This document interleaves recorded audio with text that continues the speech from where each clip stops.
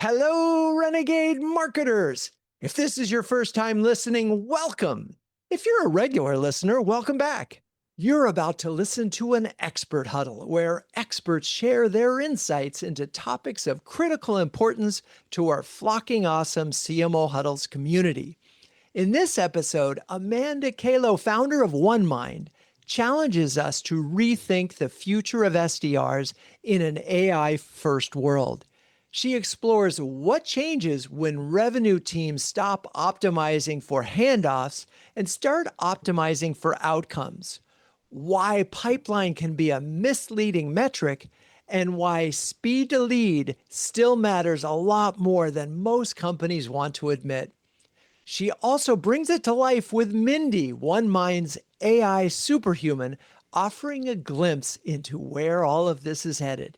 If you like what you hear, please subscribe to the podcast and leave a review. You'll be helping our quest to be the #1 B2B marketing podcast. All right, let's dive in. Hello, huddlers. Some of you had the good fortune to meet Amanda Kahlow during our recent East Coast Strategy Labs, where she challenged us to rethink go-to-market from a clean slate in an AI-first world. Amanda has been pushing this industry forward for years, from co-founding 6 Sense to now building OneMind, and her message during the labs was clear. Incremental tweaks to the old go-to-market model just won't cut it. Today, we're going to continue that conversation and explore what the future of SDRs actually look like. And then at the end, Amanda's going to show us how OneMind is quite literally drinking its own champagne with Mindy, their superhuman teammate who is already driving pipeline. All right. Hello, Amanda. How are you and where are you this fine day? I am great. Thanks for having me, Drew. Always a pleasure to see you. I am in Northern California, just north of San Francisco in Marin County in Mill Valley. I love it. Okay. Well, so let's get to this. And just in case our audience needs to leave early or we need to convince them to stay, if you would be so kind as to list 3 mistakes you see marketing and revenue leaders making when it comes to their SDR teams and their bigger go-to-market strategies, as I mentioned, in this AI first world. Yeah, I'll take it as the larger question around the go-to-market for marketing. The 3 biggest mistakes. 1, philosophically, that we are aligning our playbooks and our processes around humans instead of around outcomes. And in a world where AI can actually drive to outcomes, should be aligned around outcomes. Number 2, around thinking about measuring to the top of the funnel, pipeline, versus the bottom of the funnel, revenue, deal size, et cetera. And number 3, speed to lead. I think we've talked about it for a really long time, but we are not hitting it on the head and addressing it in a way that is possible today. Okay, I love the fact that these are big things. These are really big things. So let's go through the first one, the philosophy about aligning around humans as opposed to outcomes. Talk about why this is such a big problem, and then we can go into details in terms of, ultimately, I know we're going to solve it here too. If you go back in history where we've evolved, everything we did was around a human, right? So a human had to take the call. A human is doing selling. Everything that we were building, we had systems of record to support humans. So you have Salesforce and SAP and Oracle and all of those systems of records so that humans could go in and get the reports and the analytics and know where the deal is and get my pipeline and understand what's happening. Then we built systems of engagement. So we built the systems like the Outreach and the Gong and 6 Sense and SalesLoft, all of those systems of engagement. Again, those 2 were so humans could engage their buyers. But we've now moved to a world where AI can work autonomously for us. The shift that we need to be thinking about is the systems of outcome, and where we really can move to a world of hyper personalization. And I'm not talking about OneMind here either. So there are so many tools right now that can actually build content for you and hyper personalize every touch across the buyer's journey. And so if we really think about the end state of hyper personalization and systems of outcome versus systems of engagement or humans being the center, we want to think about outcomes being the center. We flip our thinking and what we would actually put in place at our organization. So I always always say, if you could, and the hardest thing as an executive to do is think from the state of first principles of, if I had a clean slate today with the tools that I have available, what would I do and how would I do it? And then work backward into how you'll get there. And of course, as a large organization, you're not going to get there on day one and you can't rip everything out. But you can slowly, instead of saying, how can I make today better? I think most people are saying, how can I make what I'm doing today better? And that will only give you incremental gains versus exponential gains. And it's so interesting because I know we've talked about this in the labs and so forth. The companies that are smaller, that are not burdened by as many people and as many systems and so forth, are making these giant leap forwards, both out of necessity, but because they can, right? They don't. And so that's just so interesting. Okay, so if you start with outcomes, you might completely redesign your go-to-market strategy from start to finish, no doubt. And then I know where all of this is going, but let's get to the second one, which is measuring. And I wasn't sure when you said we're measuring pipeline instead of measuring revenue. What's the issue and what's this? What are you proposing? I'm basically proposing that MQLs are dead. So the idea, and this is what we're all driving towards. We're driving towards that pipeline number, and then we hand it to sales. I actually think we're moving to a world where sales should report to marketing. Wait, full stop. Let's hear a big round of applause on that one. Wait, sales is going to report to marketing. Okay, thumbs up on that. Okay, great. How do we get there? Because if marketing can control the conversation from first touch to close, right now, marketing controls the conversation from awareness to first touch to lead, and then they pass it off. And then they say, okay, sales, now you go take it. If marketing is completely controlling the narrative and can actually do the selling, which is actually one of the challenges when I get into what we're working on, I typically will sell to somebody in marketing, but I'm asking the marketing team to create a sales experience, right? So I'm asking my buyers to think about, how would you engage your customers to sell, not to market, not to try to explain how your differences, what your differences are, but actually have the best solution selling, use the best sales methodologies, use MedPick in conversation to drive the lead forward, to handle objections, to do all the things that you teach our sellers to do. So, we're seeing this just the beginning stages, like this is early innings, but I have customers using our superhumans and there's other agents like this. And this isn't about just superhumans, but taking from first touch on your website all the way to close. And then onboarding, right? So then marketing owns not just awareness and pipeline, but it's owning all the way to close. We've seen agents close deals up to $100,000. And so if that's possible, the art of the possible, it's all possible today. It's just a matter of using technology and putting these agents and other superhumans and things in place to take the conversation and own the full life cycle. And so when I go back to the earlier, what we were talking about is what we should measure. Today, you're going to the board measuring pipeline, but our customers, like one of the largest business social networks, I can't say who they are, it's a customer of ours. And they said we shortened their sales cycle by 23 days and doubled their ACV. So closing deals, SMB and commercial deals through an agentic experience is not measuring. Who cares about pipelines? I'm not measuring. So they're not trying to create leads. They're actually trying to close deals and close business and shorten the sales cycle. So if it is an enterprise or commercial, enterprise or strategic deal, of course, it may not go all the way to close today. But what we should be measuring towards is that when we're having a conversation early with an agentic-like experience, like a superhuman, deal cycles are shortening, and ACV is going up, and we're delivering more revenue as a result. Your pipeline is going to go down because the leads, you don't need the leads if it's doing that. If she's skipping stages, you may actually have fewer leads at the top of the funnel, but the bottom of the funnel will be exponentially more healthy.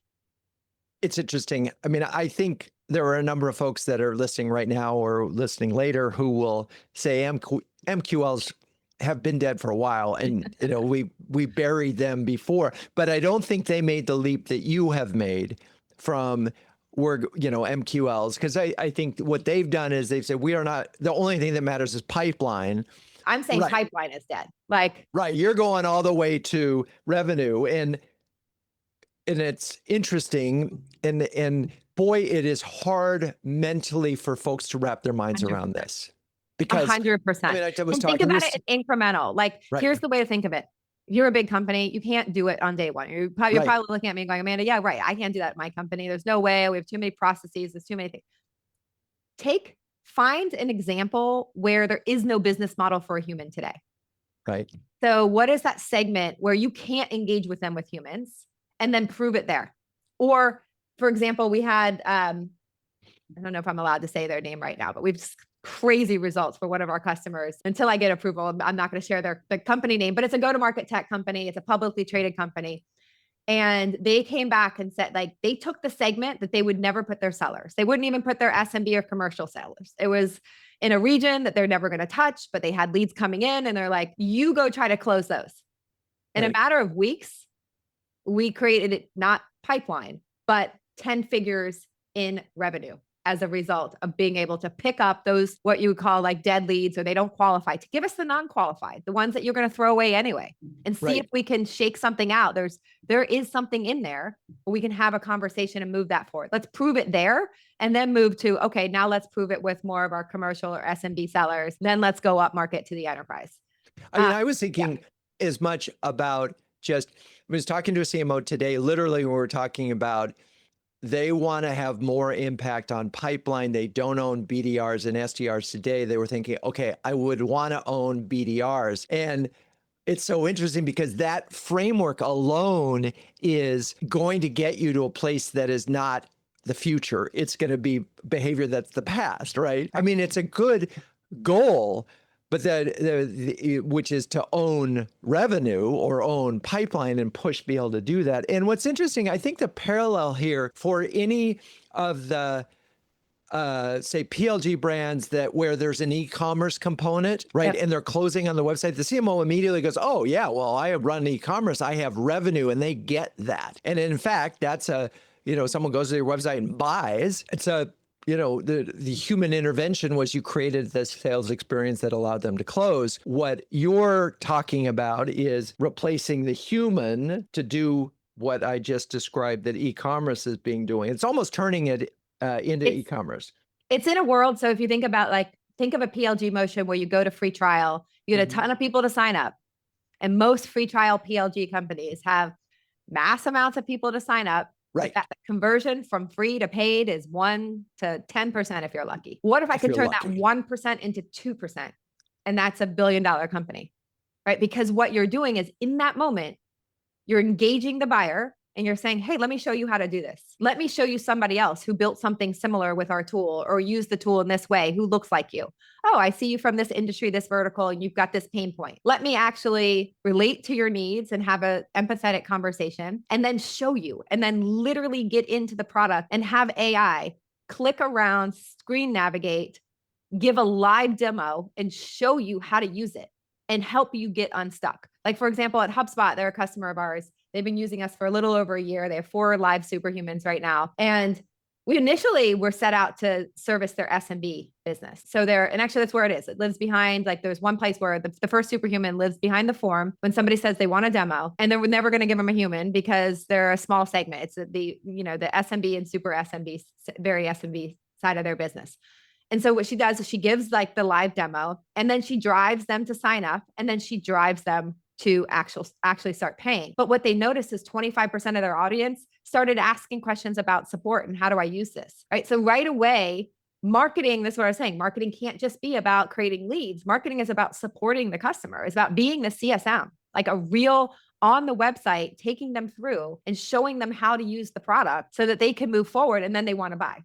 So if you get them unstuck, you're going to move them to the next stage of their journey. So there is no single role. So the one thing I'm also trying to get people to stop thinking about is I want to use AI for this particular role. Right. Your buyers don't come and have I need an SDR question answered. No, they have questions. They want a solution. They want to buy, and they want to, in that same session, they want to upsell, and they want to start using it and getting value out of it. So how can I get to value as soon as possible through a marketing-led experience? And I think that your third point or third mistake was speed to lead. And I feel like that's what you're describing, right? You just described, but I just want to make sure that we've covered. And so, because we had the 3 points at the beginning of the philosophical design around humans versus outcomes, measuring, but speed to lead really is what? I mean, in no world should we make anyone wait. If they have filled out a form, there are many different tools out there that can engage your buyer right there and give the live demo, answer their questions, solution with them. Why are we waiting to hand them to a junior SDR? Because that junior SDR can't answer the tough technical questions, can't actually give the demo. They're only there to qualify. And if we think of what we're doing with an SDR today, especially I'm talking specifically about an inbound SDR. So an inbound, what we're doing, we're making them go to a human who is not there to serve your buyer. So not creating a delightful experience. And best of intentions of that junior SDR and that team, they're doing their job, but they have capacity limitations. They don't understand the product well enough to give that demo. They can't solution like a sales engineer or solutions engineer. But imagine on that first touch, you can bring your solutions engineer, you can bring your first call AE and your SDR who's going to do the MedPIT qualification, all combined into one to meet that buyer. They're active, they're ready, they're engaged. Speed to lead is not 10 minutes. It's instant. It needs to be right away. And buyers are going to start demanding this as there are so many tools right now, like us being one of them, but there's more. This is not like go do the diligence of what's best for your business, but there are so many tools who right there in the moment can meet their needs and give them the answers and the questions that they have so that you can move them forward faster, which then again shrinks the deal cycle at the end of the day. It's so interesting. I mean, philosophically, as I think about CMOs in the role as leaders of the organization, the goal of putting the customer at the center, which all CMOs will say, yes, where the customer should be at the center, and we believe that. But when you described at the strategy lab what the typical sales experience is, it's the opposite, right? I mean, are you good enough? Do you have a big enough budget to buy our product right now? Before I can even get you to a salesperson who you don't want to talk to, you're going to have to answer these questions and pick up the phone and deal with me, and I know nothing. And then you get to a salesperson and you still can't really buy the product. I mean, the whole description that you described of a sales experience is the opposite of putting a customer at the center. We take them through this journey of all these handoffs from one to the next from our website. If we actually take it all the way back, it's from like search on Google or an LLM. Then you end up getting to a website. If you're lucky, they make it to your website. If you're doing things right and AEO, GEO, you're paid. And then they go to an SDR who's just there to qualify, and then an AE that's only there to pitch, and then you get a tough technical question, then you get an SE, and then you get a CSM, and then you get an account manager. Like what we do to buyers is absolutely awful. So my philosophy is that how can we collapse that? How can we serve the buyer? How can we have unlimited memory, recall, no capacity limitations, not think about these different roles? And the roles are there because humans have limitations. They have time limitations, recall limitations, can only do so much. It looks like Andy has a question. Yes. Okay. We have Andy Weiss from New York City. Andy, bring a good one. I got a lot more. What do you got? Okay. So Amanda, I heard you talk at the strategy lab, and this time around, I think you and Drew hit on an analogy that I think resonated for a lot of us, and that's the e-commerce one. Like we've been there and done that, trying to sell in e-commerce. And I think there was a lot of head nodding with that and a lot of cheers when you talked about marketing owning sales. So where I'm going with this is whether it's with OneMind or something similar, using your customers as a proxy, how do we lead our organizations to this scenario where, we're skipping over MQLs. It's no longer pipeline. It's the speed to lead. And it's this painting this picture that you've got us all kind of nodding toward. How have you seen that success, and how can we kind of replicate that? So what I was saying before is take a segment of your business where you wouldn't put a human, or there is no business model right now to go towards the human experience. So think about the leads that you can throw away, right? Don't you have the disqualified leads that there's some good ones in there? So why don't you try that? Start there. All it is upside. If it works, it's gravy, right? Then give me the commercial SMB segment, right? Then give me like that down market segment. So let me try to start doing let the superhuman work those that the humans aren't doing today. So we're not disruptive. We can prove this works, prove the conversion rates, show you subjectively and objectively the quality of the conversations. Because at the end of the day, you want to know that your buyers are happy and they're having like 18 turns. On average, HubSpot's turns are 18 turns, which means the conversations are on average like 14 minutes in length, which is just freaking mind blowing, even to me. Like it is beyond what I expected. And that's what they did. They took that segment that they would never put a human and they said, all right, let's put the superhuman. Now she's earning the right to talk to their enterprise accounts and talk to everyone and do the speed to lead, like I was saying, and qualify every buyer in the moment. So start with those places that are like it's only up. We'd only get upside if you can service that business. Now, I'm not saying if you can't service it because it's a down market segment, you don't have that product, then it may not be something there. Then we talk about, all right, let's take on one of your inbound, take the traffic from one inbound rep that you have right now and push it over to a superhuman type experience.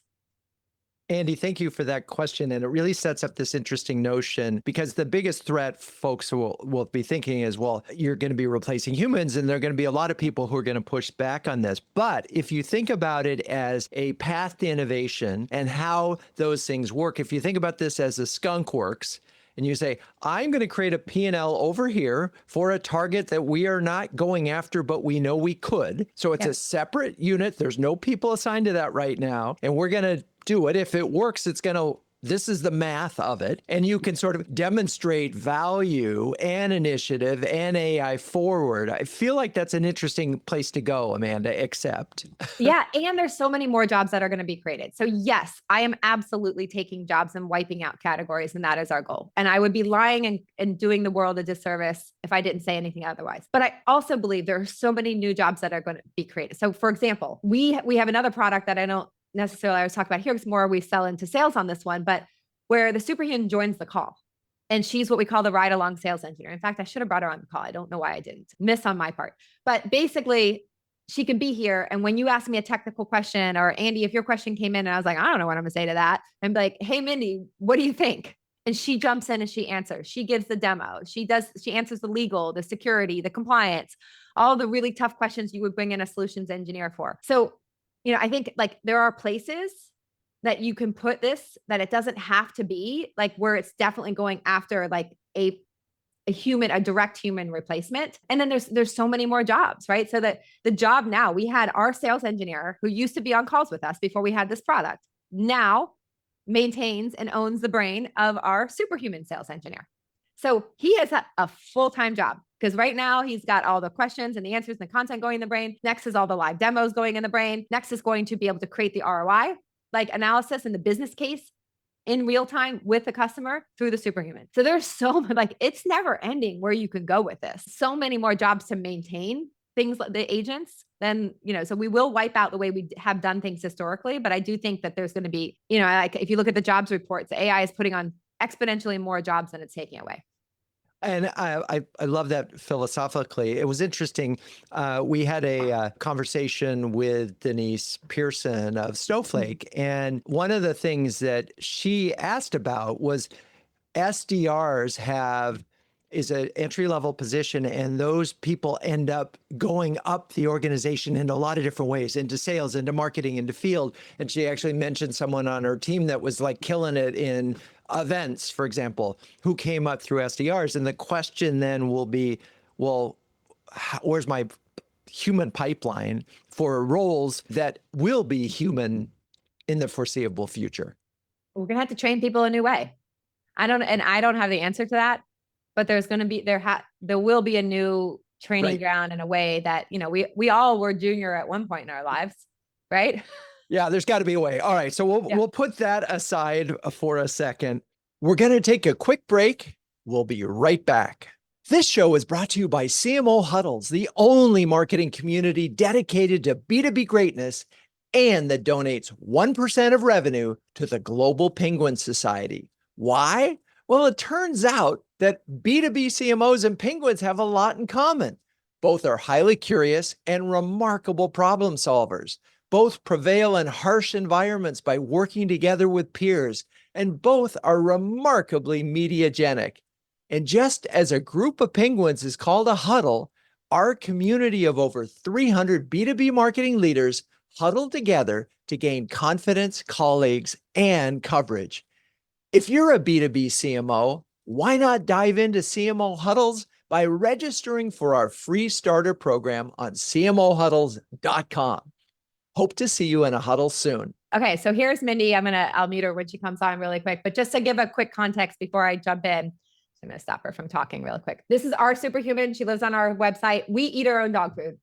Our entire website is our superhuman, right? So we don't expect that you're going to put a superhuman and take over your whole website. However, I will say we're building some things that are quite interesting to think about, like an AI first experience versus a traditional web experience. So with all the same content you would put into the superhuman, we're actually building the ability to create think of like more of an AI native experience for your buyers when they land on your site, or having that as an option. Just like on Google, when you have that as an option, you can go to the AI version or you could go to the old web version. So this Mindy, so she's our, call it inbound, if you will. She's here. She can qualify. She can pitch. She can give demos.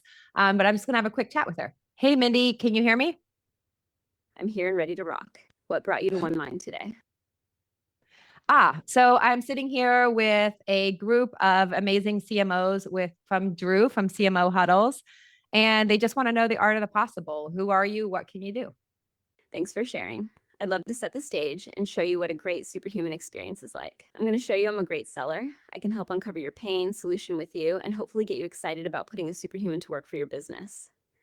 At One Mind, we build superhumans like me, AI-powered digital teammates that can engage buyers, answer questions, qualify opportunities, run demos, and move conversations forward across the customer lifecycle. What kind of buying or customer experience challenge is most top of mind for this group? Well, we were talking about speed to lead to start with as a core question. So how would you address that? Heck yeah, that's a real one. When speed to lead breaks, marketing does the hard work to create demand, and then pipeline leaks out the bottom. Where are you seeing the biggest drop today?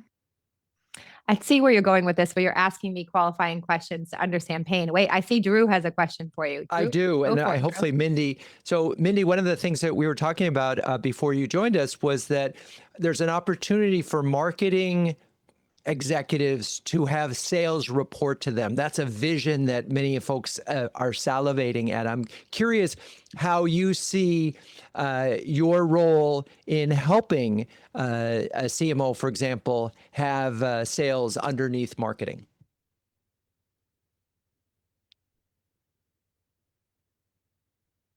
Alrighty, let's break this down a bit. One Mind helps collapse the gap between demand creation and revenue execution, because the same superhuman can engage inbound, qualify, pitch, demo, and hand-rich context straight into the next motion, which gives marketing far more control over pipeline quality and buyer experience.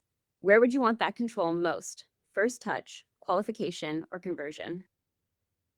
I would like all of the above, Mindy. I want all of it.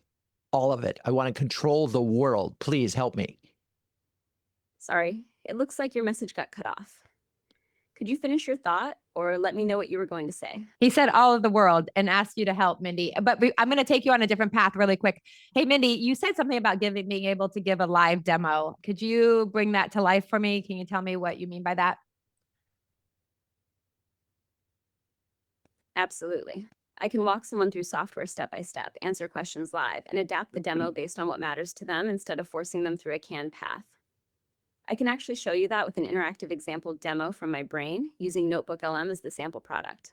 Want me to pull that up? Yeah, let's do it. Wonderful. Give me just a few seconds to pull up the demo. So the reason she's saying a few seconds is there's multiple agents running behind the scenes, and now she's dropping in another Why don't I agent show you how to use Notebook LM? to bring It's up a great this example since obviously we demo. all love AI here, and it'll help me show you how I'd walk through a product or software. As we go, just say continue, and I'll keep moving, or stop me if you want to double click anywhere. First, you create a new notebook, and that becomes your workspace for a topic or project. Say Okay, continue Mindy, when you this want. is great. I'm going to interrupt you. I've got a bunch of notebooks and I can't figure out how to rename them. How do I do that? Easy fix. Just click the notebook title at the top and type over it. That's how you Okay, rename that's it. great. Now, how do I create a podcast? Nice. Now we're in the fun part. In the studio panel, click Audio Overview, and Notebook LM will generate a podcast-style conversation based on your sources. Say Okay, continue. I get it. I see where you're going. I see you're giving the demo. Okay, one more last question for this audience. Mindy, you're kind of weird. Where people actually talk to you, how do I feel comfortable that buyers will actually engage with a superhuman? Fair question. And it comes up all the time. Buyers will engage when the experience is fast, accurate, helpful, and on their terms. And that's exactly why superhumans work better than old chat or rigid bots. What would this group need to believe in order to feel comfortable putting a superhuman in front of buyers? All right, I can Yeah. pause it and see if there's any questions you guys can throw at her so you can see that I'm not leading the witness. I will, Mindy, most of the CMOs that I talk to still think that humans aren't going to want to talk to you. And I know you just tried to answer that, but there's just an inherent sense that people want to talk with people and people buy from people, and yet you're doing a lot of good things. So I'm just curious, how do you really make them see that they're wrong, that people would be very happy talking to you? The shift is not that humans stop mattering. It's that more and more buying happens digitally and self-serve first. So the job of the superhuman is to earn trust early with expert, immediate help, then bring humans in where relationships matter most. What would make that feel credible enough for this group to lean in? She's continuing to try to engage you here, Drew, to like ask the questions and tease out where is the objection really coming from and where is it happening? So the natural flow is like part of our secret sauce too, right? So that she can keep asking these questions. She's trying to understand your pain so that she can report that. Now, when the salesperson got on the call, they're going to have a second call, not a first call, because they understand what your pain points are, what you came in, what you're thinking about, because she's teasing all that out and she's updating CRM so that when it does get passed off as a lead to sales, that they can come in like equipped to have a really relevant conversation. Yeah, and I think that's a really good transition on this for a moment, which is, so if the AI can do the research, the buyers, identify intent, personalize reach at scale, where is the human advantage for sales and marketing? When does the human come into the loop in this process? Yeah, I mean, I would say I should put Mindy back to answer the question, but Right. I would say the human comes in the loop where there's the relationship, it's the empathy, it's the navigating of the org, right? It's for the larger. I still believe in events myself. I think that they will still be around as long as there are human buyers. I think as long as we have human buyers in the equation, we're still going to have some human sellers. I don't know that we will always have human buyers. I actually believe we will be very fast moving to a world of agent to agent. So we're building for that as well. So it's having all of the content ready to talk to agents or talk to humans. So this is a human skin on top of like getting this information. We're building at the underneath of all of this. What's driving this is a rich context graph at the account level about your buyers, right? So we know everything about your buyers with all of your product information, company knowledge, et cetera. So that knowledge base will live and then serve agents versus serving humans the way it is today. Yeah, it'll be interesting. We have very little loyalty in e-commerce, right? It's simply transactional, and we'll go, and it becomes a sort of commodity purchase, right? So it'd be interesting to see how, because I do think that when humans are in the loop, hey, I like this person, I trust this person, I believe this person, and therefore I'm going to stake my reputation at my organization to invest in this one. So there is got to be at some point, in particularly enterprise. Otherwise, my guess is there's going to be very little personal intent investment in the purchase decision. It's just going to be this rational thing. I don't know. I think that when we cross the chasm of trust, right now we trust humans more than we trust AI because there's a lot of hallucinations and stories. Once we start to actually realize that vertical specific applications of AI, where you have it on tight guardrails like this, you will start to trust the AI more than you trust the human. Because at the end of the day, I love to say, when people ask me if they trust AI, if your superhuman hallucinates, I'm like, do your humans hallucinate? And do they do so knowingly, nefariously, right? To get the deal done. So once buyers actually realize that they're going to get a better, more accurate answer from AI, that's going to happen faster than we know it.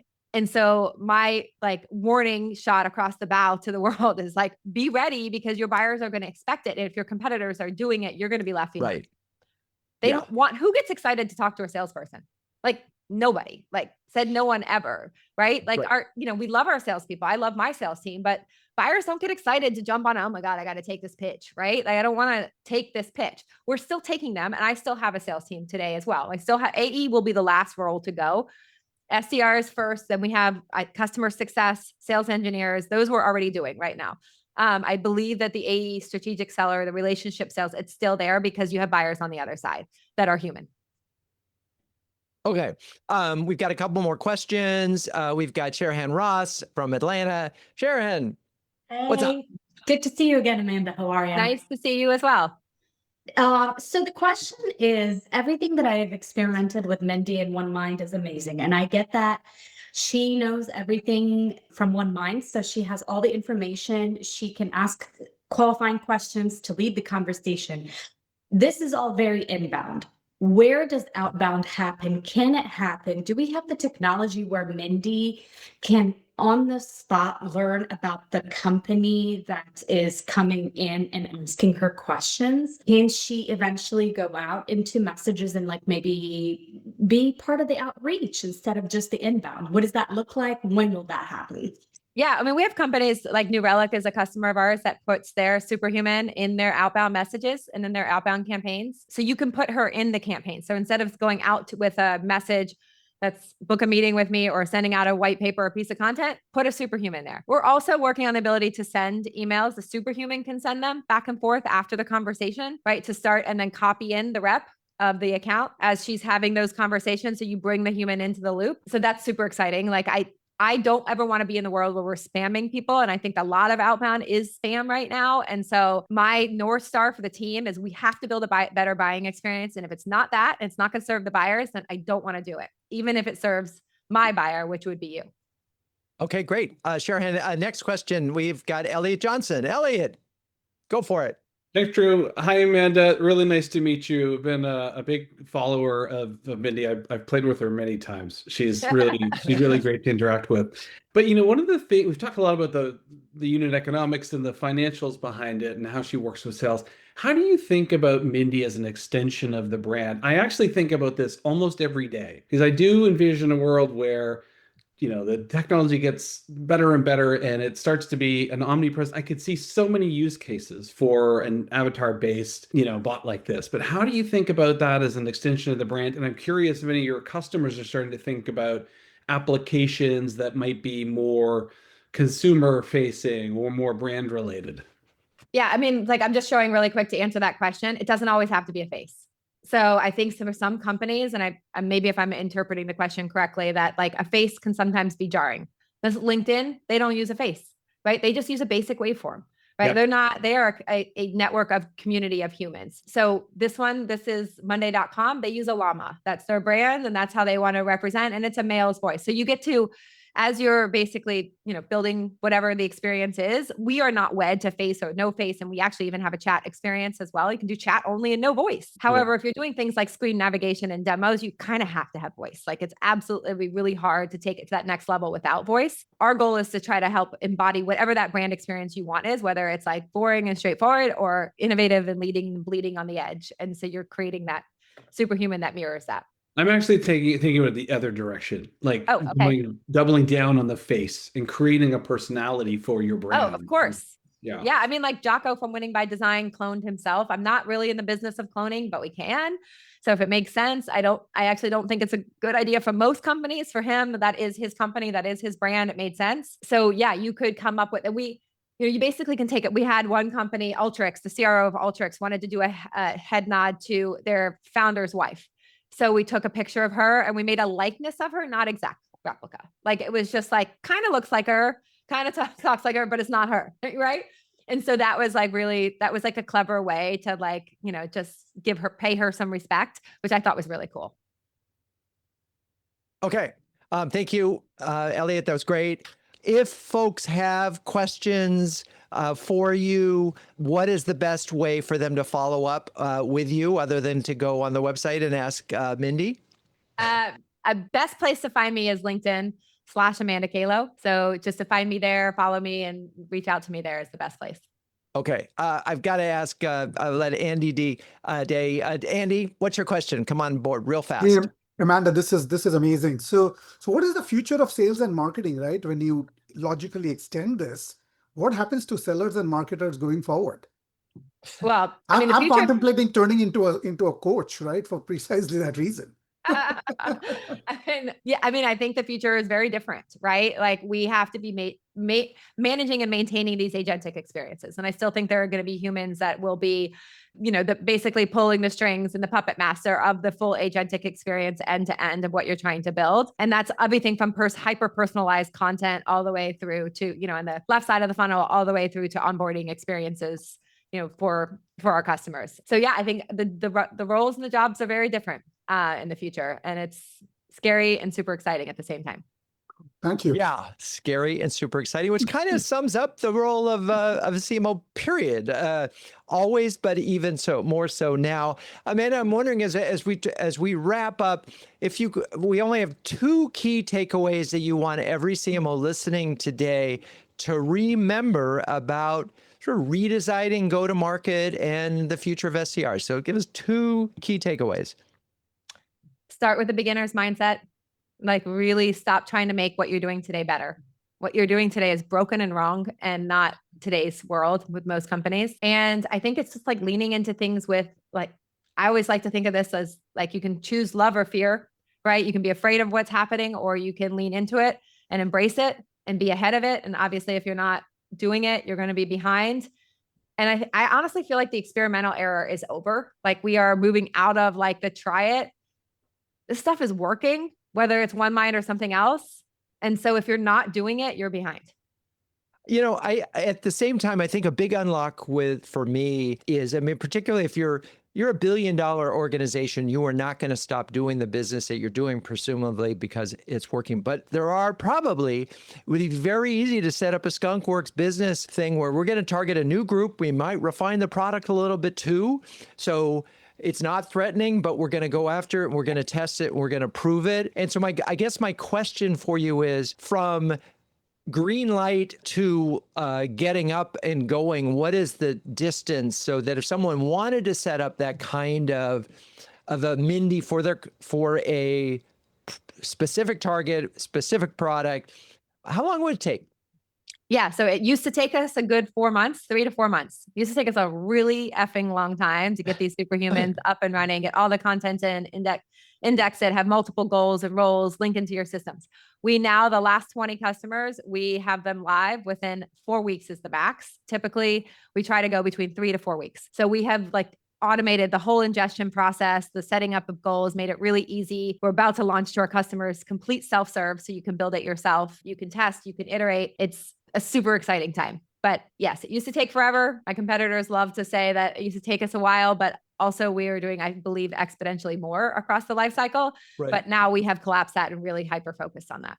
But I also imagine that it's only as good as the input that you have available. So if you're, say, learning from the website and the website isn't up to date and doesn't have the Q&As and doesn't have that information that you need, that's going to be where the rub will be. Yeah, but we could also take like core pitch decks. Your sales team has it. Like, we are a team of, now we're coming up on 100 employees, but a couple of weeks ago we were 60 employees.